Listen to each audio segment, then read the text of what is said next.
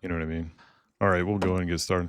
Hey, everybody, welcome back to the Stack and Wins podcast. This is Josh, and This is Brian. so thanks for. I just want to start off and I'll speak for both of us and say thank you, everyone who took the time to watch the first one. There's going to be a lot more of this coming. This is very heartfelt and important for Josh and I both.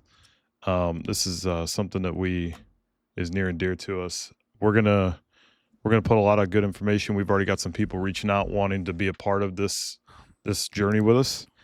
And we're also going to touch on other things related to, you have to understand, this is starting out as our recovery. And in that, we're going to go into things that we've done in our recovery that is related to our alcohol recovery, but may not be just alcohol related. So like Josh kind of talked about it during the last episode where he's in competitive shooting.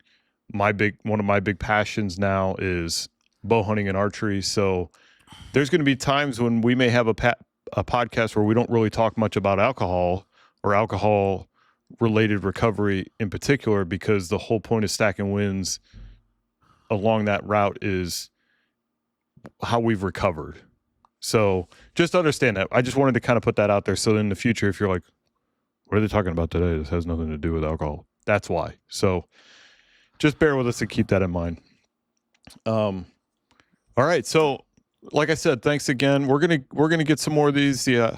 We'll let you know when it's up on we'll get on Instagram and Facebook and let you know when this episode is posted, so you guys can go ahead and check it out. Yeah, it's going to be great. I really appreciate all the positive feedback. So with that said, go ahead and subscribe to the YouTube channel, and go head over to Instagram and subscribe to or whatever it is on Instagram. Follow us. That's what it is. Follow us on Instagram at Stack and Wins Show on Instagram. So, Josh kind of went into his story last week about how and why he decided it was important for him to head down the journey of his sobriety and to become sober. As he said, I just hit 2 years on the 23rd of April. Woo! Which I'll tell you that. Congrats, man. Congrats. Yeah, that was That's huge. big. Yeah, it's a big day. And I didn't get into the reason why I quit. I wanted to save it for today. And I'll tell you, it's a little bit different story. I want to start off with this. A lot of people think that you have to hit some sort of rock bottom, whether that be, you get, and I'm going to get extreme with this because I think that some people feel like this is what needs to happen. And yeah, they think they got to lose it all before they can start back fresh. And that's not true. Right. Like, you don't need to get in some car accident or a DUI or divorce or lose your house or lose it, lose it all or whatever. I don't think that needs to be what happens for someone to understand that quitting alcohol or this destructive behavior that comes with it is the answer to doing the right thing. So why do I say it like that? Because I am an alcoholic. I've already said that. And it's funny because I had someone tell me once that, well, you're not an alcoholic because you didn't go to meetings. And I'll tell you, I didn't go to AA meetings, Alcoholics Anonymous meetings. And I'm going to get into my little path here in a second. So, but I'm an alcoholic. And the first step in understanding that is identifying it. So what happened with me was excuse me, I was sitting at the house one weekend and I started to get this pain. If you follow your rib cage, I started getting this pain inside my rib cage right here on the right side. And it was like, if you were to follow your rib cage, it's like right up underneath. I couldn't really, like with my hand, feel where it would be because it was behind my ribs. And I didn't really know what it was. So I started telling my wife, and we'd just eaten something. I don't remember what it was. It's over 2 years ago now. So I started telling Megan, I'm like, hey, I don't really know what this is. It's dull. It kind of sucks. Some of the people that are watching this probably already know where I'm going with this. But for those of you that don't, I'll tell you. So I'm like, I don't know what this is. She's like, I don't know. It sounds like it could be your gallbladder, because I remember my friend telling me that hers, and I'm not going to give her name because that's her business. I'm not going to tell you who it is, but her friend telling her that was something that had bothered her, and it was her gallbladder. And I'm like, well, what does that mean? Like, and this is a Sunday of all days. Like, everything happens on a weekend.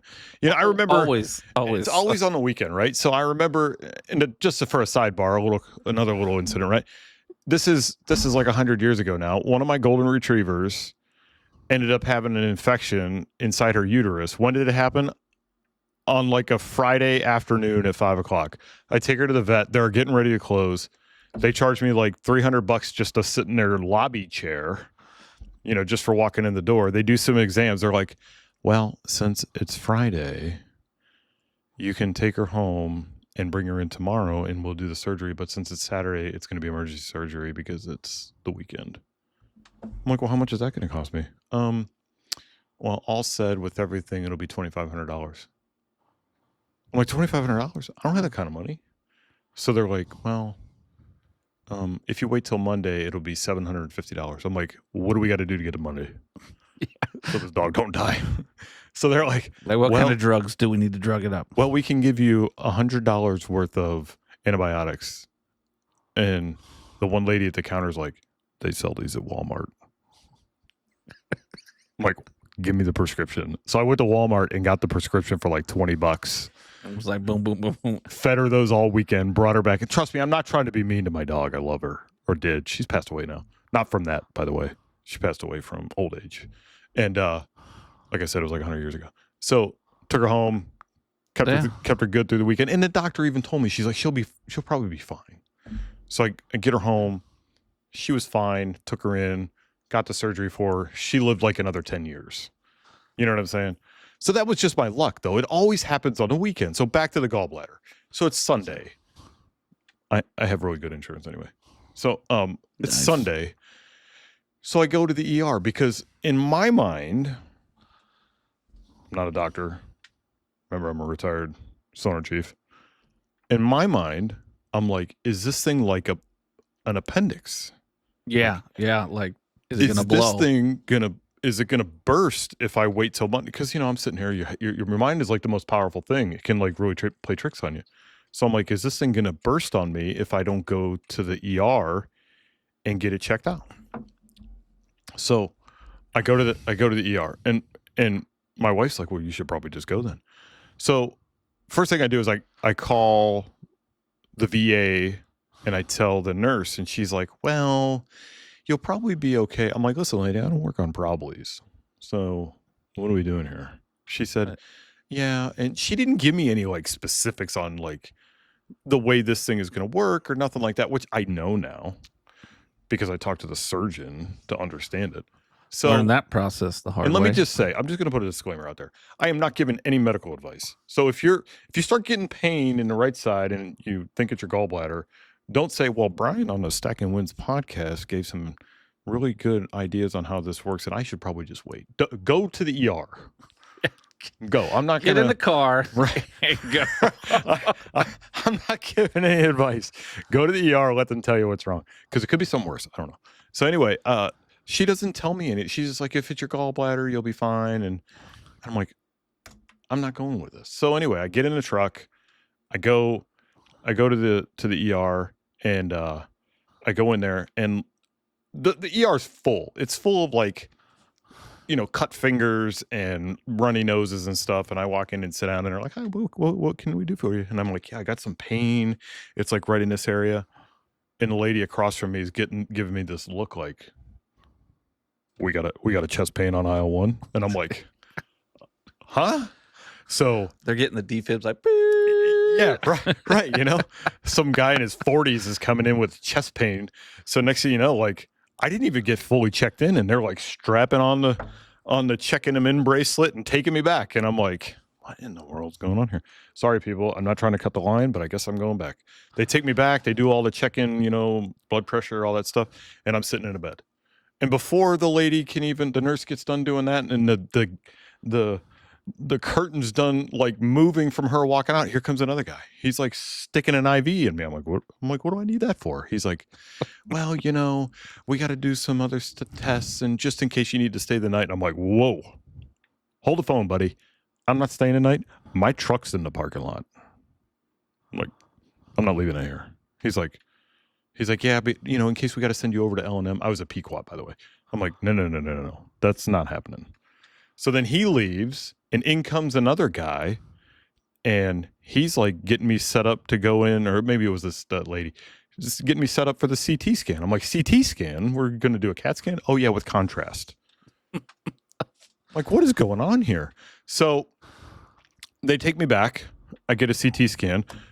In the meantime, before I go back for that, in comes the doctor, and he's like, hey, how you doing, Mr. Osborne? I'm like, I guess I'm all right. I'm pretty level-headed. So he tells me everything that's going on. He's like, yeah, I guess we think it's your gallbladder. I'm like, I hope you're not going off what I think it is. So they send me back and do the CT scan, which if you've never had a CT scan with contrast, let me tell you something. I've had a couple of them. It's very interesting. It'll make you feel like you've wet your pants because of the way it goes in, and it's an experience. So I get done with that. I come back out, sitting back in a room. In comes the doctor, and he says, so, and all this happened. This is the fastest ER experience I've ever been through. All this happens within maybe 30 minutes from the time I walked in the door till I'm talking to the doctor for the second time. He says, well, we've got some good news and bad news. What do you want first? I'm like, hit me with the bad news, dude. He's like, the bad news is your gallbladder needs to come out. The good news is it doesn't have to happen today. So you can go home, enjoy the rest of your night, and call tomorrow, talk to the surgical department over at L&M, and we'll get you set up. I'm like, that sounds good to me. So I go home, think nothing of it. Now I'm kind of nosy into my own medical records whenever I get, results back, and I'll tell you why in a minute. So I go home, and I call the VA and I tell them what happened, and they said, okay, we'll get the records and we'll schedule you for surgery. And I said, well, I want to do it in community care because I don't want to go back and forth to West Haven. And they said, we'll see if we can get that approved. Call me back. I'll make that part short. They call me back and they said, yep, we can do it at community care. And I said, perfect. They said, where do you want to do it? Bacchus or L&M? I said, well, L&M already just did all the stuff over here for my CT scan. Let's just do it there. I said, okay, easy day. Put it in. And this is all like over the course of a week or whatever. And they said they're going to schedule you for an ultrasound. I said, well, that sounds good. So they set me up for an ultrasound. And in the meantime, I get my CT results back. Now, I said I would tell you why I'm nosy about my records. Like most people are, they want to review them.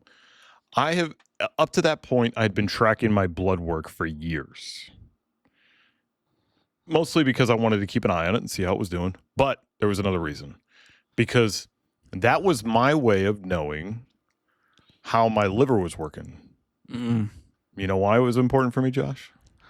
Because you know what telltale sign is of excessive drinking in your liver. You got it, man. Yeah. I did it because I said to myself, if my liver numbers were coming back on my blood work and I was still in that little green band, I hadn't done enough damage yet and I could keep on pounding the way I was going. 2 thumbs up, right? That's right, man. So anytime I got a physical or anytime they needed to do a blood panel, I'd just look at those numbers for the liver enzyme test or whatever it's called, or, as long as that, I was like, shit, I got a cast iron liver. I'm good to go. Like, bam. So that's what happened. And so when they did my CT scan, I was like, well, let's see what the CT scan says. Not going in there to look at my liver because I didn't even know if they would see it, but just wanted to see what the CT scan said about my gallbladder. Little did I know that my liver, when they were doing the CT scan, was on there. And it wasn't very good. It came back. They had the size measurements on it. So You know what I'm saying?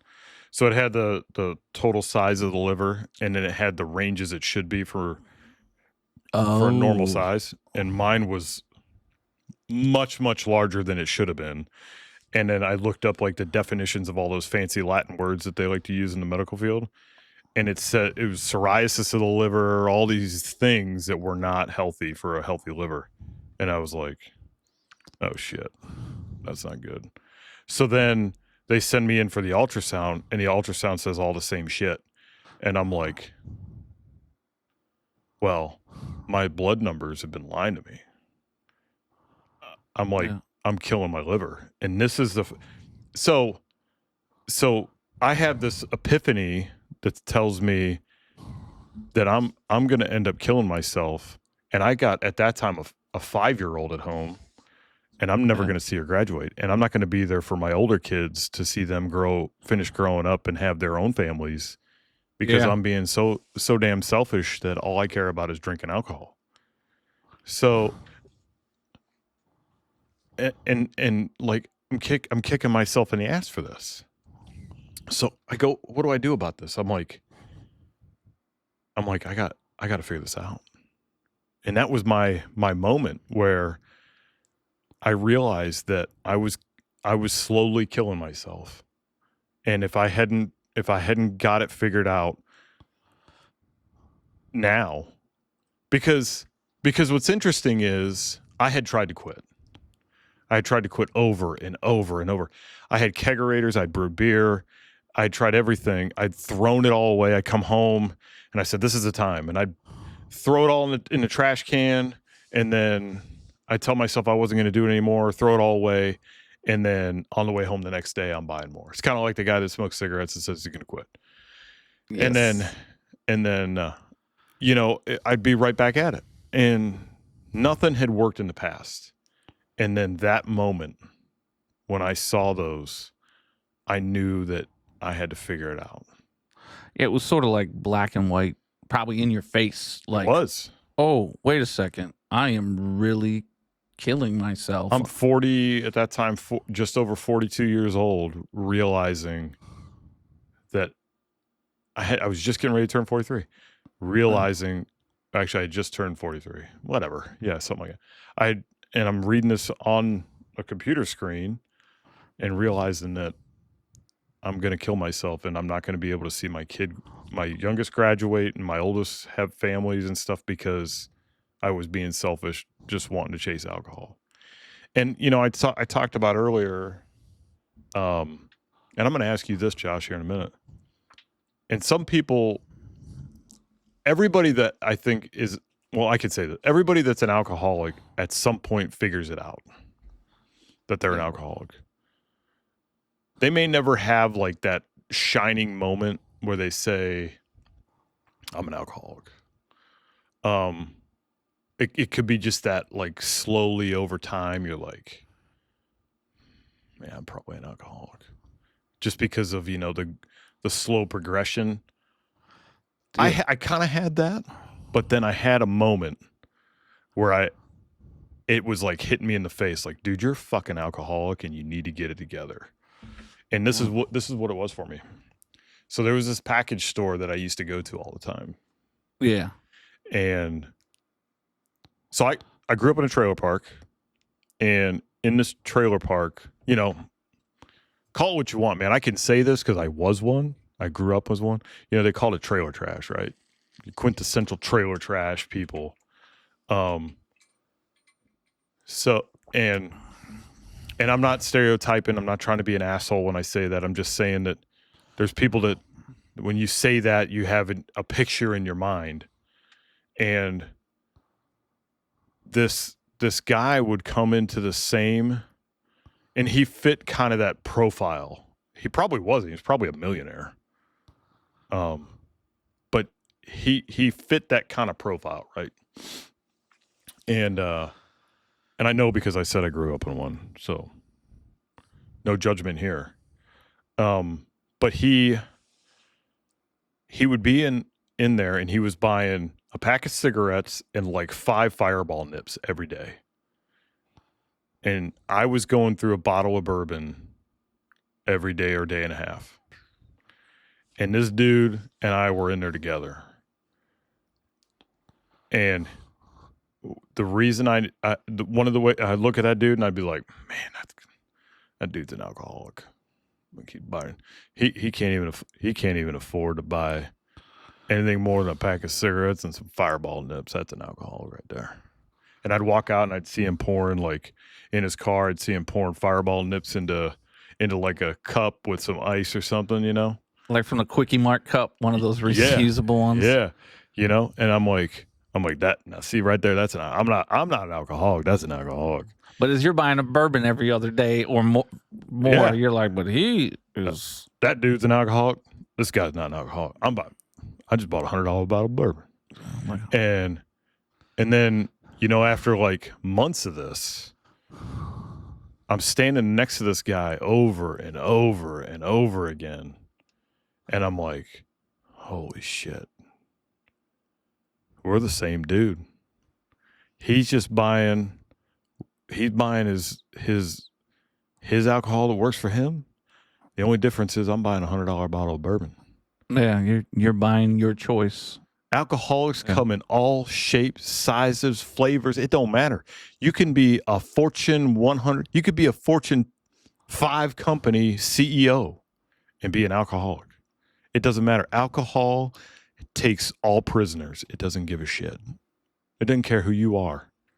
It doesn't at all. And that's the point. So that when I made that comment about looking like trailer trash, like I grew up around, it doesn't give a shit.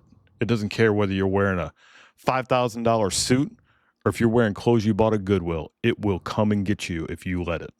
Yeah. Oh, yeah. It does not give a shit.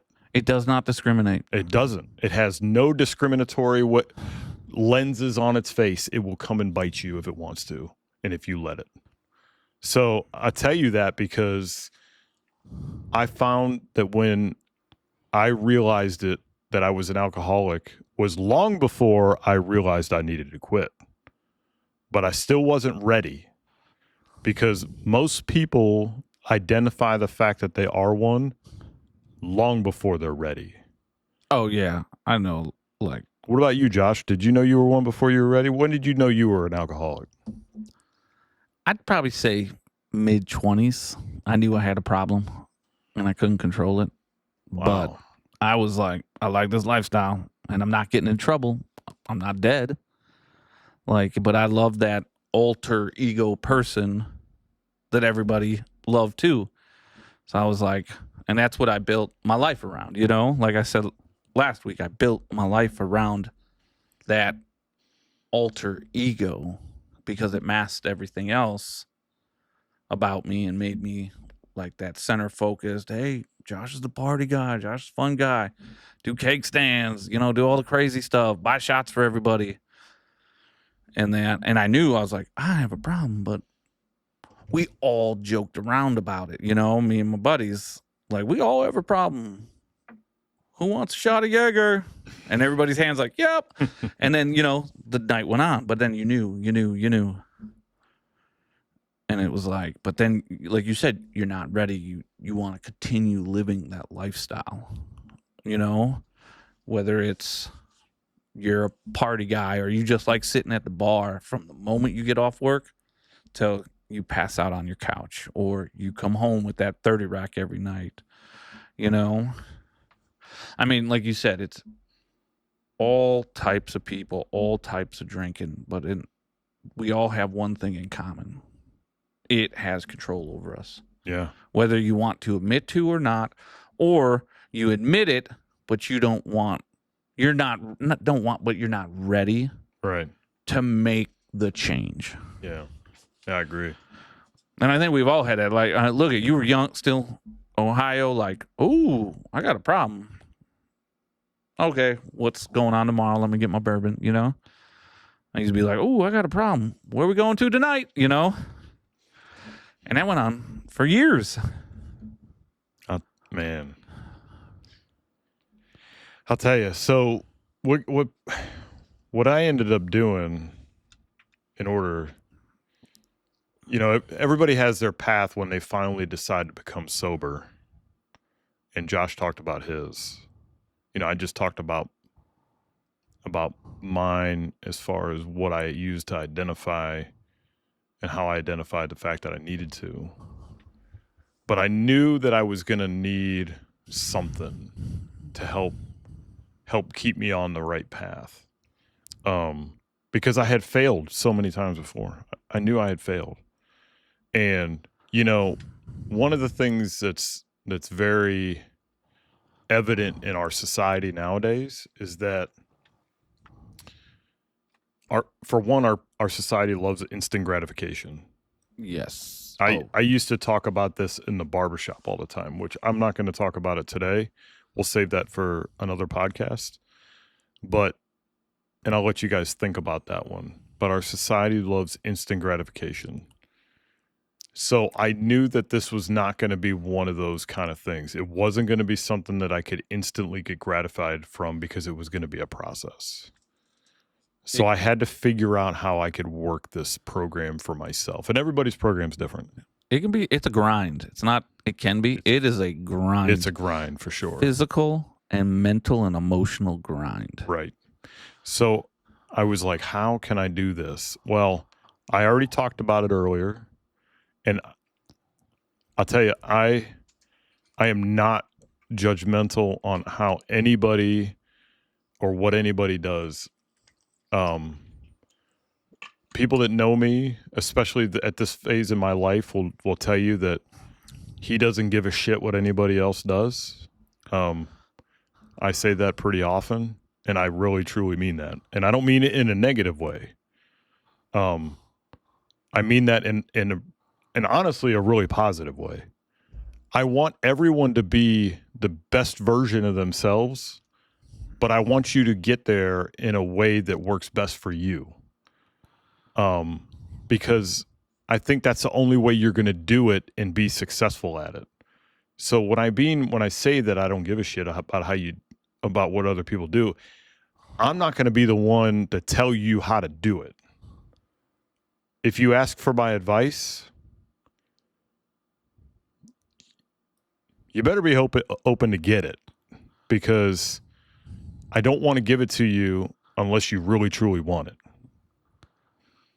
And I think if you worry too much about everybody else's opinion, you'll never truly get what you want where you need to be. You're so worried about satisfying the masses that you'll fork off. You'll go this way, that way, when you sort of make that bubble, make that interior circle of trusted people that are open and honest with you and give you some good advice. You stop worrying about what everybody else wants. You focus on what you need to do. It works. But when you worry about what everybody else thinks or wants or says, I feel you will fall flat on your face every time. Man, you took the words right out of my mouth. And, you got to worry and you got to focus on what it is that you're trying to succeed and trying to do. And Josh said it best. And that's what he just said is what I was getting at, is that I am a believer in the people that will sit there and say how other people suck, or when other people are succeeding and doing good things, and will criticize them for it. Those are the losers of this world. Because they're not willing to put in hard work to try to achieve things. So what that means is, whatever process or whatever way you need to do your thing in order to be successful at it, whatever that is, whatever wins those are you're trying to stack, that's how you need to do it. So how's that leading into how I decided to go my path to quit? So some people's way to do it is, it could require some inpatient in order to do it. Some might be outpatient. Some might be that they need to go and do AA meetings every night. Some may be 2 days a week, 2 times a day. Some might be just once a week. For me, I was I felt like I had the strongest support system, even though I had never leaned on it in the past. Because some might argue, well, how could you say that that was going to work for you when you've always had that support system and you didn't use it? I felt like and it didn't work for you in the past. I felt like my strongest support system I had right in front of me, and that was my family. So I didn't want to go sit around a bunch of strangers at an AA meeting that I didn't know. And I'm not faulting it because I've never been to one, but I wanted to lean on the support system that I had here in my family, that I knew I could trust to confide all my shit in, that would support me. And I think you hit it on the nail. You had the trust with them. Right. You felt in your heart, And I needed that. I can go to them and they're going to be there for me. They're not going to judge me. They're going to be there. Because in the past, I had never opened up to them about, and never, not just opened up, but I had never been vulnerable about this. You know, I'd always kind of just made light of it or just never took it seriously.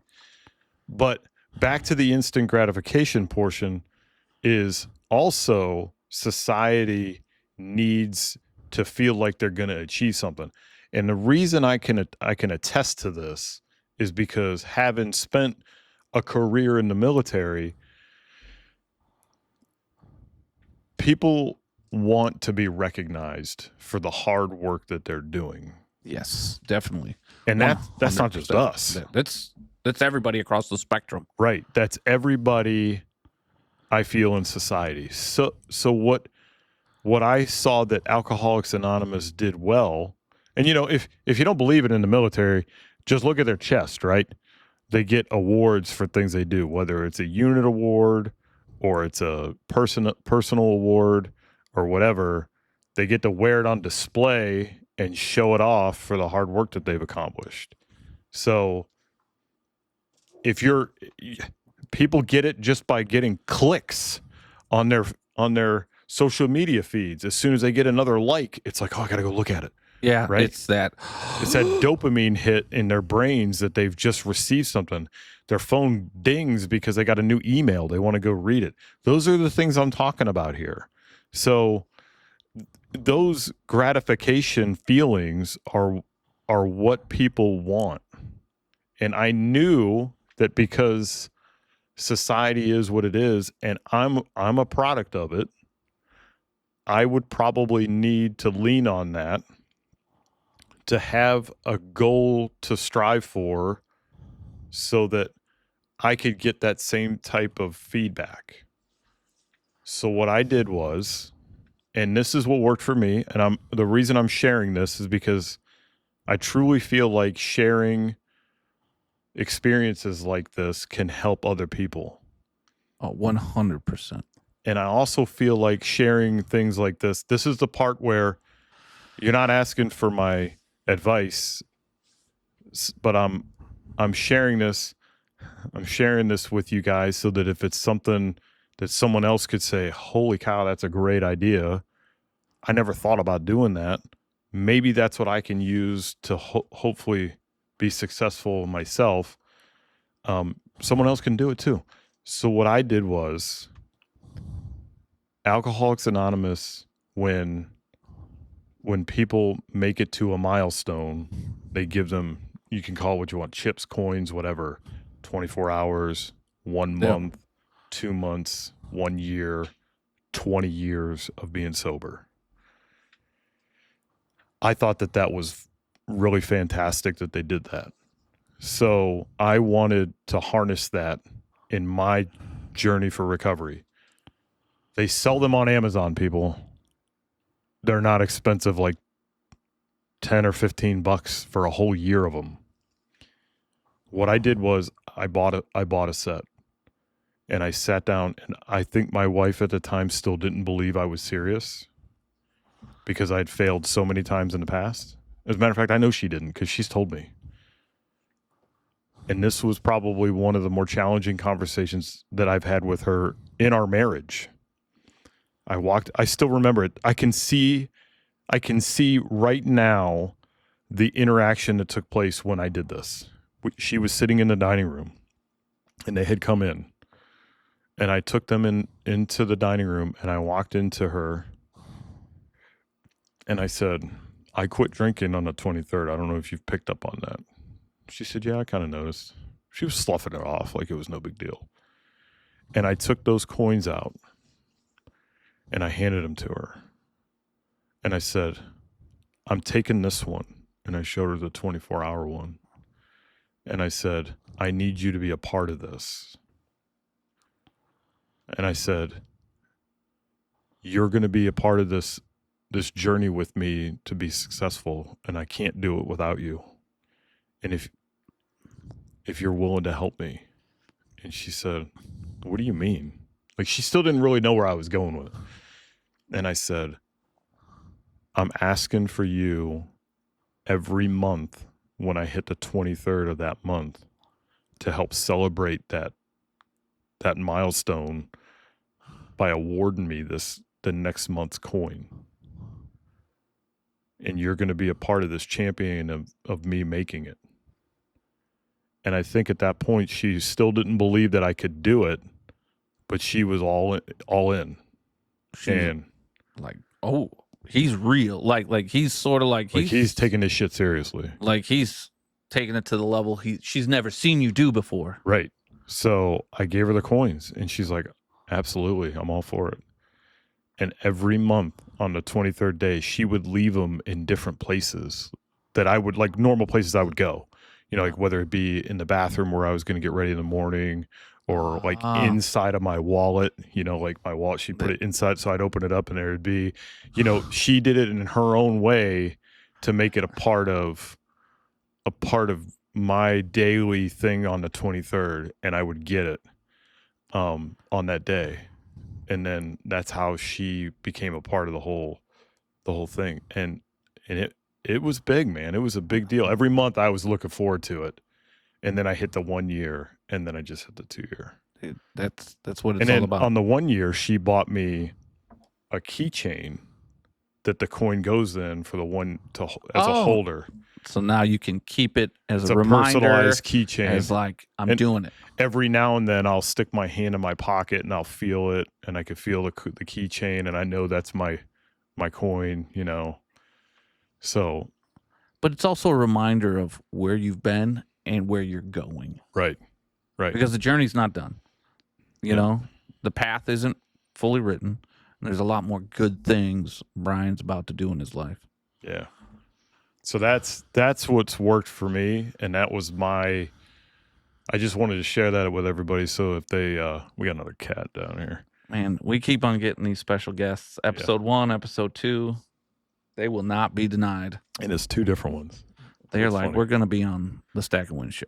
So that's what I've done to get me where I am, and it's helped out tremendously. So I share it with you guys in case somebody feels that could help them. Just something to consider. See, which is awesome, because now I want to bring up what we talked about before the show. When we talked about, you look at somebody defeating alcoholism or alcohol, they're embarrassed. They don't want to talk about it. But we talked about, if you walk up to somebody and say, dude, I just quit. I'm 30 days sober of heroin. Everybody's, yes. Oh, yeah. Smoking. You know, any of those things. Everybody's like, yes. But you say, I got a drinking problem. And it's like, you almost feel more ashamed. Oh, I know. It's crazy. It's weird how alcohol, because maybe it's it's everywhere, right? It's not like people are like, there's not bars where people are, you know, like, hey, you want your daily fix of heroin? But you know what I'm saying? It's an everyday thing. So you think, why can't you just live with it? You know, you feel more ashamed, like, because it connects so many people. I mean, yeah, and it's true. It connects so many people. Alcohol does. And when you say, I'm quitting, or it's like you're like, but you know, you go in a bubble. Like, I don't want people to know I quit drinking, like outside of my inner circle. But the fact that you paired up with Megan and you guys did it together probably also bonded you two closer together on this journey. Because now she can really hold you accountable more. Like, hey, Brian, you know? Or she could mess with you and flip it in the air and go 2 more days. That lawn needs to be mowed. Yeah, it's funny you mentioned that because we like you were saying, if it's one of those like you quit. Let's say you've only been, and I don't know about you, but I know like I was hesitant to talk about it. Oh, I was the For a same while. way. Same way. I didn't want to tell anybody. It took me a while. I was probably, gosh, almost a year before I would say anything. I didn't even want to celebrate my 1 year anniversary. I was just like, let's just keep it quiet. Let's just keep, like, I don't want to make it a big deal out of it. I might have been over a year. No, I was under a year, but I didn't want to tell anybody. Kay, bless her heart, was like, no. I mean, She was like, we're doing something for dinner, family dinner, the whole family, like, celebrated. She let my pastors know, and they both sat down. We went out and had something to eat. But she was like, Josh, this is a milestone. This isn't just like, hey, like I've done it 100 times. Hey, I'm going to quit. A week later, oh, I'm good. 30 days later, I'm good. This was like, you're being serious about this. You're changing your life, and she was like, we need to celebrate these victories, these wins now, right? Yeah. Because they just build your confidence. They build your character. You know what I'm saying? They become part of you now, the positive.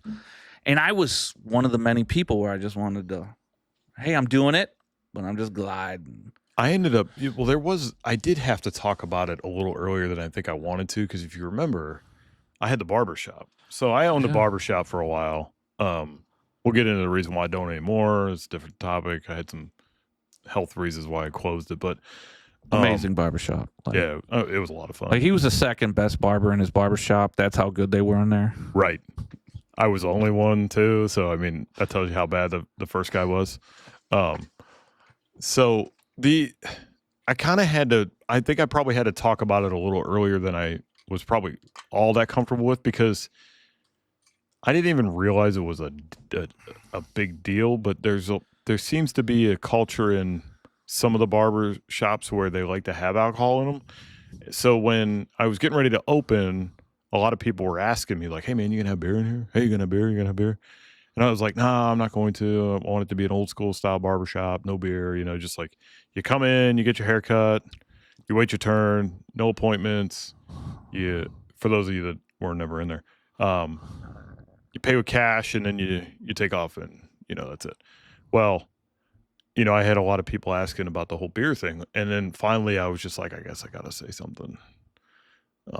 Because that's the easiest way to get people to shut the hell up about it. So when people would come in and ask, I would just be like, no, I'm not having alcohol in here because I'm an alcoholic and I don't want it around anybody. And on top of it, I want this to be a place that other alcoholics can come and not have to sit around and watch people drinking beer. I mean, there was other reasons too, like moms and their kids and stuff, but those were the two biggest reasons. I didn't want it around me because I was still pretty semi-early in my recovery, and I didn't want other alcoholics, guys like Josh, friends of mine, to come in there and have to worry about sitting next to some dude that had a bucket of beer in his hand while he's sitting there waiting to get his hair cut and have to worry about it. So I did have to end up talking about it probably sooner than I was all that comfortable, but that was my way of dealing with the constant barrage of questions asking about it in the barbershop. Because that's where you first came out to me. Was like, I came in probably second or third time I went in there for a haircut, and you were like, hey man, you got a minute? And he's like, hey, I know, I just want to let you know, hey man, I realized. And you were like, I think you were about 30, I don't even think 2 months yet, but you're like, I'm like, because you were picking my brain, remember? Well, I quit in April. I opened the barbershop in July, of the same year. So then maybe it would more like 4 or 5 months. I can't remember. Yeah, it was probably about 6 months. You were early, and you're like, how long have you been sober, John? You were picking my brain. Because you remember when I hit a year, you brought an ice cream. Yes, I did. Josh, myself, and Todd had ice cream. Yep. I brought in some ice cream bars from Brian. I was like, we are celebrating. Yeah. And that's one thing that I love about my wife is that she made me understand that. Yeah. When I'm like, oh, I wanted to hide under the radar, she was like, no, you need to be proud of yourself, because she was like, I'm proud of you, Yeah. So I made sure that I ran, got some ice cream bars, and we cheered. Oh man, it was good too. Yeah. Yeah. It's you got to share these experiences because I'll tell you, it's huge. It makes a big difference in other people. I'm over here smacking chords. You got me talking about ice cream, man. I'm like, Josh wants to get some ice cream. I know, I'm ready for a tub.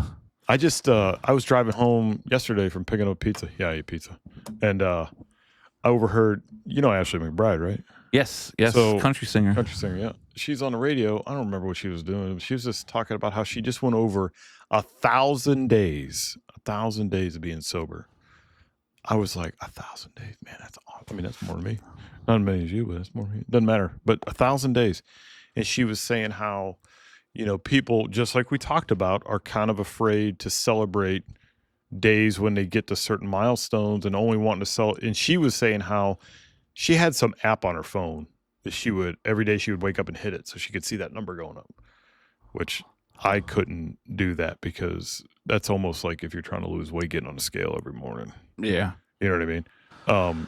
Yeah, the progress is going to happen, but it's just very slow. And my brain doesn't work like that. But the every month coins were good for me. But for her, that's what she did, and it worked. But she said she didn't want to tell anybody until she hit 500 days, which that's awesome. And she said, some people are afraid to celebrate, day 68. 68, wow. 68 days, that's over 2 months. That's huge. And she's like 68 days. I remember what I was doing on the 68th day because that was a hard day for me. And she was saying how she was on tour, and I'm going to kind of summarize it real quick, but she was on tour. She had 2 buses. One bus was the one that she was in, no alcohol, but it had things like vitamin water. I guess pack of cigarettes. I didn't even know she smoked. Like, why would I know? Like, I don't even know who the hell she is really, other than she sings.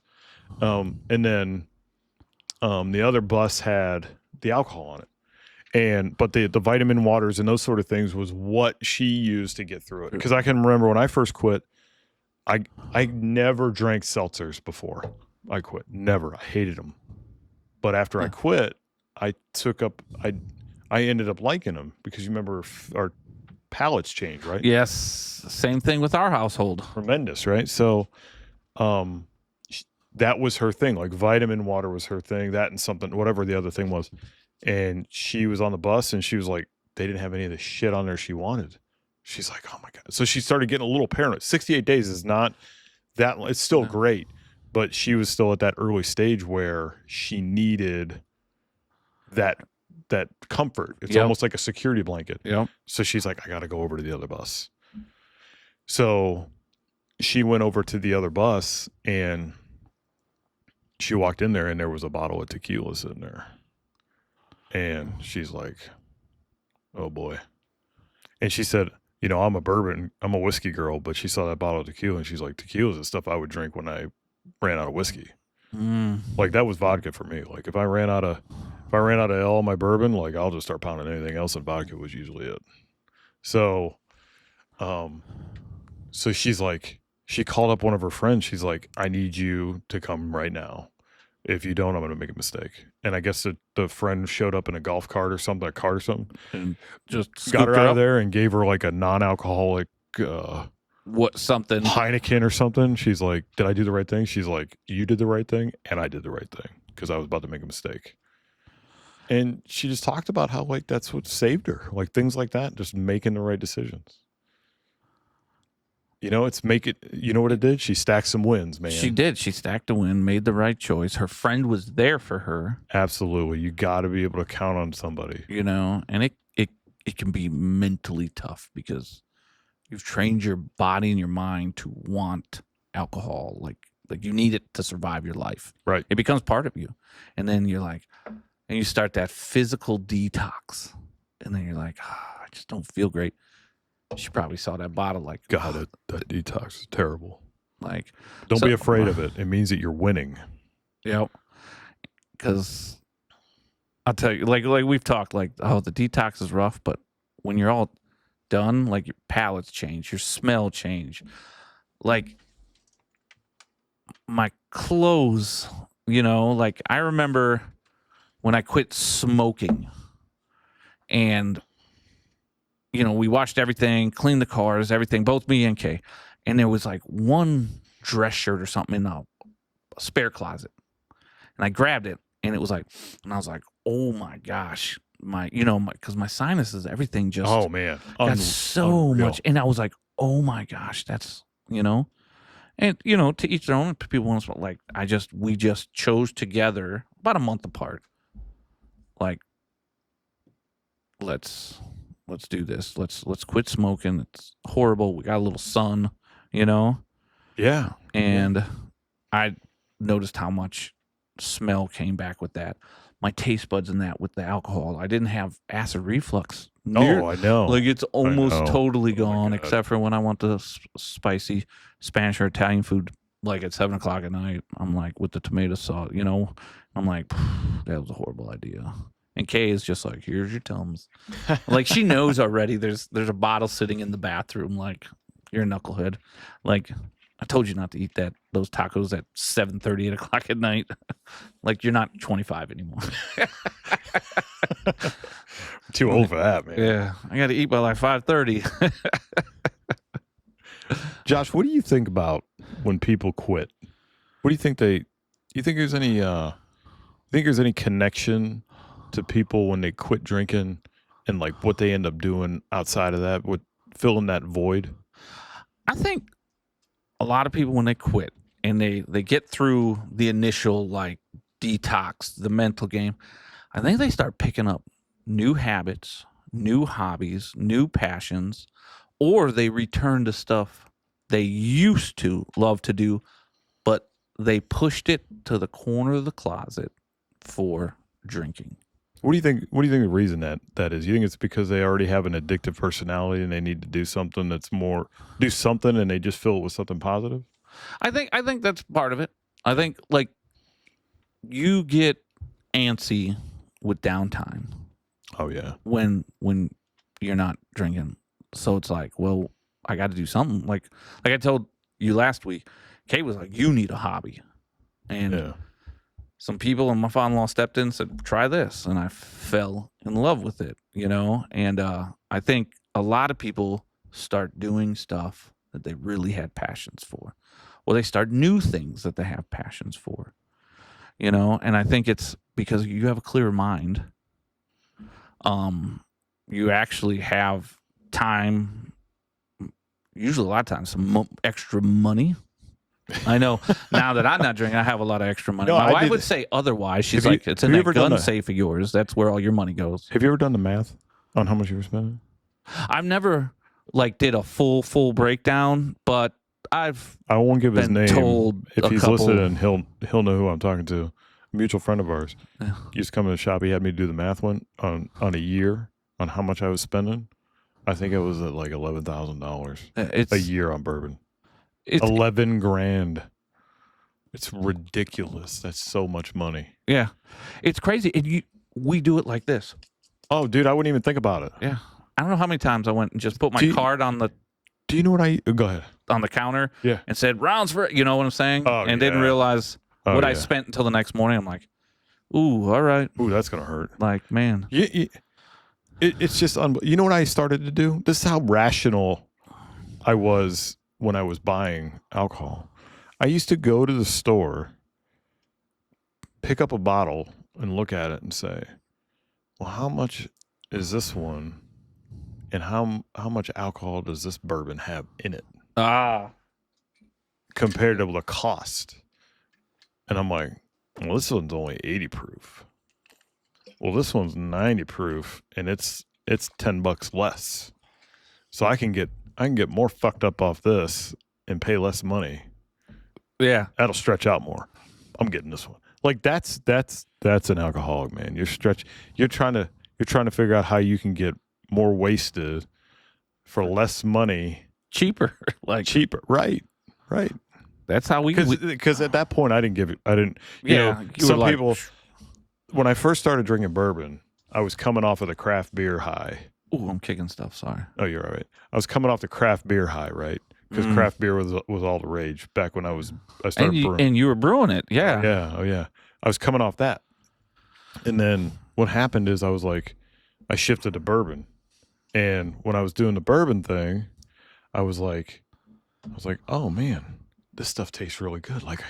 And I tried to do it, but I could never do the stuff where people are like, I can taste the cinnamon and oak wood barrels and the bird. I couldn't do it. I mean, I could taste the difference from one to another, but I couldn't get down to like that level, right? All I knew was that this one tasted different than this one, and this one was a lot stronger, and that's all I gave a shit Like about. the elderberry tastes like elderberry. Oh yeah, that wasn't me. You're like, I want that alcohol. But then once I progressed past the point of even giving a shit what it tasted like, all I cared about was which one was going to get me done quicker. Yeah. And one thing, so when I finally talked to my doctor after I'd been sober for over a year, we've all been there. This one's going to be for everybody that sat with their doctor and said, we all get asked this question at every. See, Josh is like, I'm gonna ask Josh. We're gonna role play for a minute. I'm your doctor, Josh, but I'm not gonna do any exam on you, and I'm gonna give you the question. So, do you use any alcohol, or do you use any tobacco products? And like, yes. Oh, what do you use? I smoke. Okay, how much do you smoke? I'd say less than half a pack a day. Okay, and then they put it in. You should probably quit. Do you want to use any tobacco cessation products? No, I'm good. Okay. Well, I offered. If you ever change your mind, just let us know. Okay. Do you use any alcohol? Yes. How often? And this is where it gets, you go like this in your mind. You're like, if I tell them the truth, they're going to arrest me. So you'd be like, probably a few drinks a week. Oh, okay. How is it social? Like what? Yeah, like when I get together with friends, I'll have a couple beers, okay. And they put it in, and they move on because they don't really want to pry, right? So then, and Josh's answer that he just gave, minus the cigarettes because I didn't smoke, was probably the exact same type of shit I would give. It'd be like, oh yeah, just socially, a couple drinks a week, no big deal. On the weekends, my wife, sitting around cooking or whatever. Yeah, because I used to do it then, and I'd do it with smoking because I knew like, if they knew I smoked like 2 packs a day, they'd be like, we need to get in your chest right now. Right. Like, I didn't want people prying. They want chest x-ray. Right. Yeah. For me, when I sat down after I quit drinking, after I'd been over a year, I went in for my physical, and she's like, do you smoke? And I'm like, nope, never have. She's like, tobacco products? I said, I used to chew years ago, but God, I was like 15 years. She's like, okay, no big deal. How about alcohol? I used to. She's like, when'd you quit? April 23rd, 2023. She's like, you know the date? I'm like, yep. How do you know? I'm like, because I'm an alcoholic. She's like, I'm sorry, what? I'm an alcoholic. I know I'm an alcoholic. I've admitted it to myself. She's like, so she's like doing math. She's like, oh, so you've been sober for over a year? I'm like, yeah. She's like, how much did you drink before? I'm like, you want the truth? Yeah. She's like, I need it. I'm like, okay, buckle up, lady. She said, how much is it? I'm like, probably about a bottle a day. She's like, a bottle of what? I'm like, about a fifth of bourbon. She's like, wow. I'm like, yep. All those times you asked me before and I told you it was like a couple drinks here and there, I was lying to you. Yeah. She's like, oh, I'm glad you're being honest. She's like, do you have any ever have plans to drink again? I'm like, no. And I told her the exact reason why that I told you guys. So the reason I brought that up is because anyone who is watching this that has inclinations that you think you're an alcoholic, on the border of thinking you're an alcoholic, just dabble in too much in drinking, you're probably saying the same shit to your doctor. I'm not judging you for it. Been there, done it. Probably got too many t-shirts I've gotten rid of that I've done it before. Josh has just told you his story. It's just us lying to ourselves. That's all it is. We're lying to ourselves before we lied to them. I just going to throw this out there. We are never judging anything that you're doing because we've already done it all. All we're doing is wanting to help anybody that's watching this or listening to it to maybe realize that you're not alone You're not alone in what you're going through. And if what we tell you, sharing our experiences, is what it takes for you to say, "Oh, thank God. Thank God I'm not the only one that's going and doing the same stuff," so that you can say, "I'm ready. Because I'm ready to put this behind me once and for all and get myself better."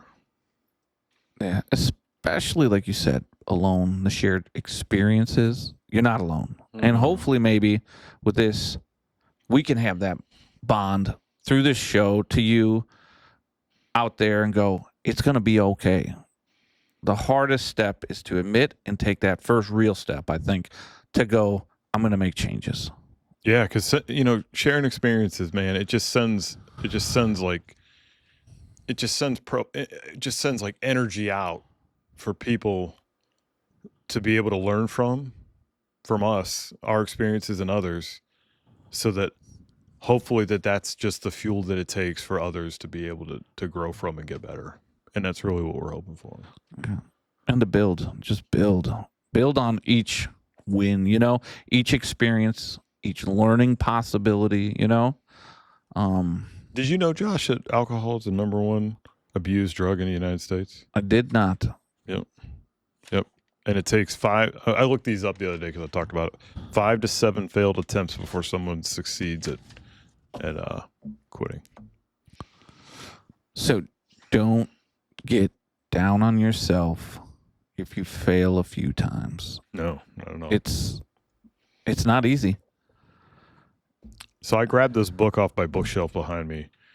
Oh, and by the way, if you didn't figure it out, we're sitting in my basement. That's how much this means. We don't have some fancy podcast studio or something. We just put this together in my basement because we just want to get this information and this message out, because that's what it means to us. That's why this wall looks so rough, but this works. But it is a very nice, manly basement. Like, Brian's got it set up pretty nice. I like it. Maybe we'll take you on a tour one day. So anyway, I pulled this book out. This is Love or Hate the Show. I watched it when it came out years ago. It was entertaining. I thought it was kind of funny. But one of the people that's in it has really, he's been through a lot of his own struggles. He's been through a lot, ups and downs and everything. And he put out a book. I read the book because I can relate to what he's gone through. Not on the level with the drugs, because I never did the drug portion, but just on the sobriety and getting clean and sober. This book is Mike Sorrentino, Reality Check. He's from the show Jersey Shore. Reality Check, making the best of the situation. If this is something that you're seriously considering, and wanting to try to better yourself, just pick it up. It's written really well. He's been sober, I think, now for 9 years or something like that. I think it's 9 years. I think it's a good idea for us to try every episode to find someone that people know or recognize their name that's sober. And I'm not saying celebrities are what we need to celebrate. Don't get me wrong, but it's just somebody that everybody could be like, "Oh, I recognize that name." Because what I think is interesting is that when you hear these names, you're like, "Wow, they went through, they struggled too. I recognize that name." To just help people understand that we're all human, and that it's tough, but you're not alone, and everybody's fallible, but you can get through it too.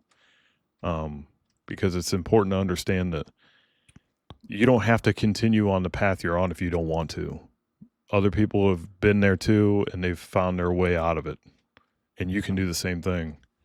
So don't be afraid to fight for what you want to do. You just got to figure out a way to start stacking small wins. That's it. Just start stacking them. Because you're not going to get through it by trying to do it all one chunk. Yeah, make the changes. Small but subtle can be the biggest little steps you can do, as we said before earlier in the show, you don't have to hit rock bottom to believe that's when you're supposed to change. If you can catch yourself a little bit earlier in the cycle, do it. Why not? Better yourself. You'll be Right. healthier. You'll probably be happier, more money in the bank, unless you pick another like expensive hobby. Yeah, but then it's positive. But then at least it's positive and it's good to go. You know, you never know where the journey's going to take you and the great stuff out there that's waiting for you. You know. Yep. We'll finish it up with this. This is where we'll finish it. I know a lot of people have reached out to Josh and I both, asking and mentioning the tough ruck that I did, not last week and the weekend before. I'll give you a little bit about it. You can obviously search it on Google, so I don't need to belabor it too much. But here's the deal. For anyone that wants to celebrate Easter next year, you'll still be able to do that if you want to participate with us in it. So it takes place every year the Sunday before the Boston Marathon. The Boston Marathon is always on a Monday. They've already set the Boston Marathon. I think it's the 20th, right? Yeah, I think April 20th. April 20th. They've already set the date for the Boston Marathon, so the Tough Ruck will take place, unless something drastic changes, should take place on the 19th of April next year. Just some details about it. It's a marathon. It's 26.2 miles. There's 2 different weight classes, 15 and 35 pounds, and that's civilian. For military, you can do the same weight classes with in your uniform. And then they have a firefighter class where they wear their whole firefighting ensemble. Woo. Yeah. I just saw posted on there, and I remember seeing her out on the course. She did her 10th one. Wow. Just finished her 10th Tough Ruck. That's awesome. That Unbelievable. Man. So, there's definitely recommend doing some training, obviously, to get ready for it. If you want to participate next year. I love the enthusiasm that so many people are showing that want to do it. It's in the Tough Ruck is a part of the Boston Athletic Association, and everyone that competes in it or participates in it and completes it gets awarded the first Boston Marathon medals for that year. Their ribbon is a little bit different, but you get awarded the Boston Marathon medal. I will say this, as you finish it, it is a very emotional feeling to finish that event and come across that finish line. I love it because one of the things I've done, I love bow hunting, but one of the things I have done through my journey is identifying other things that force me to do more stack and wins and small things that lead to large feelings of accomplishment. So fitness has become one of my because you have to be physically fit for elk hunting. Fitness has become one of my big North Stars with that. Something like accomplishing a tough ruck, long runs, being physically active has afforded me those opportunities, and then it makes me healthier in the long run. So I would love to see a whole team of as many people as we can put together standing out there on that starting block and finishing across the finish line wearing Stack and Wins t-shirts next year. So let's do it. Let's put it together. Let's get as many as we can. Let's not lose the enthusiasm that people have for it, and let's go out there and do that. I think it would be fantastic for that to happen. So I think it would be I'm great. excited. That's my goal. I told you. If it is on the 19th, we're back from our family vacation. We're in it to win it, right? Absolutely. Partners. Hell yeah, man. So that's what Brian will be dragging me the whole way. But if you have any questions about it, you can send us a message on the Instagram page, Stack and Win Show, and then, or you can just send it to me, or it'll get to us. Just send it to us. Yeah, we you can throw each other and stuff like that. Yeah, so. You can put comments in the bottom of the podcast. But so I was gonna say, and if you have any questions or things like, I know Brian said that last week about the Navy, but just anything, hey, hit us up on Instagram, Facebook. Hey, what could you guys maybe talk about to give us some extra ideas Yeah, or something absolutely. you want to clarify, or hey, what about this or that? Like, we are always down to talk about it. We have 100% honest. I put out a post. I said we're doing real talk about stacking wins in life, Absolutely. and also with that, I want people to understand, as I talked about how the first time, I went to rehab and that and failed and started drinking again, it was 100% my fault. Every time I failed at sobriety, I had not relapsed.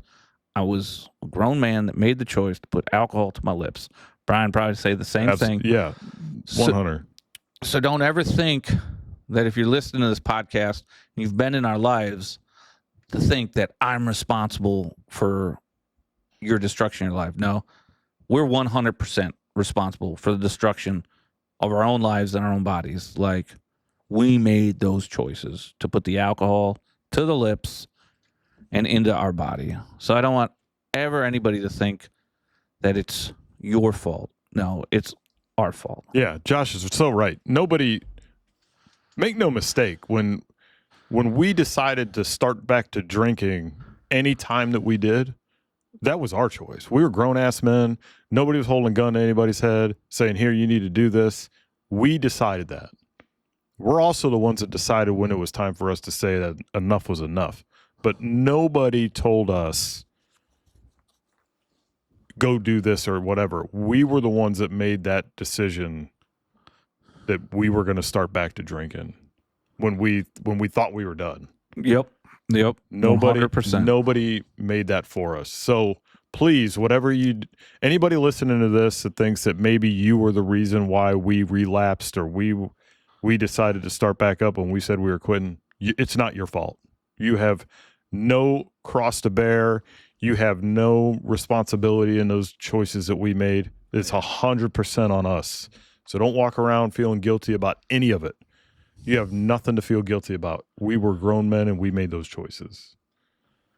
So, all right, we'll leave you with Jai. You got anything else you want to say, bud? I will say, coming up next month, we do have some pretty cool stuff of our own hobbies. Oh, yeah. That we're hoping to take some videos of archery, rifle competition, and we're hoping to stacking them wins. Yep, and we're hoping to bring those to the show or in separate little posts so you can see what sort of our passions are live out on the courses or in the woods and that. And I'm excited about it. I'm excited because I love these communities because these people are awesome, and all this type of hunting, rifle, archery, they're just awesome people. And to bring that to everybody, I'm super excited. That's coming up in May. Yeah, I can't wait. And there's going to be some great stories about it.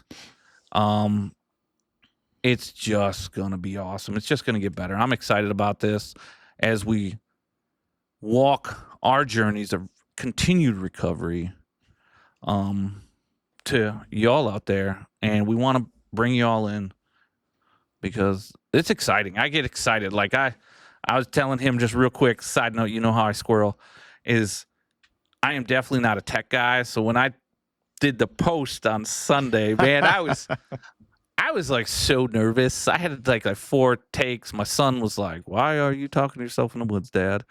And it was just so funny. So I'm getting new to that, but I'm excited to do it, to push those types of positive outlets to people. And maybe somebody starts up.